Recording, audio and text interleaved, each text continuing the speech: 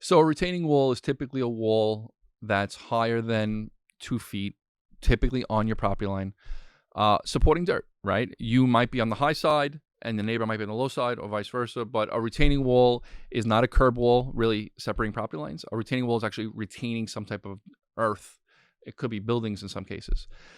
Before replacing a retaining wall, if it's damaged, you should really consult with a land surveyor, architect, or engineer to see who really owns that retaining wall. If the wall is right on the property line, down the middle, there's a law that states that you both are responsible to repair it and any financial obligations.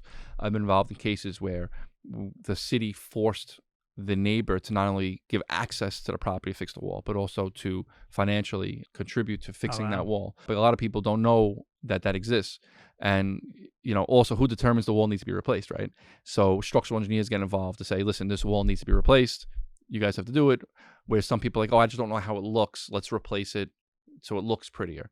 And in those cases, I mean, you If really you're have the to if work it you're on out. the other half of that, you don't something aesthetic. You don't have to. Yeah, in that case, you don't have to, but it's something you really need to work Yeah, with your neighbor with. Maybe they pay for it, but you agree for them to come into your property gotcha. and do it. Yeah, you do need an architect or engineer to file for permits to replace Yeah. retaining walls. You typically need soil testing done to determine the strength of the soil, to determine how strong the wall needs to be. You would need a land surveying. You would need possibly some soil testing. You need an architect or engineer. Does the architect coordinate the land surveying and who coordinates all of So that? typically, the architect engineer may recommend a land surveyor. The land surveyor will then do Gotcha. the land survey, and then the architect engineer will review the land surveyor and say, okay, listen, this wall is right down the middle. We need to talk to your neighbor, Yeah. or hey, it's on your property. We have to, Great. design this a specific way.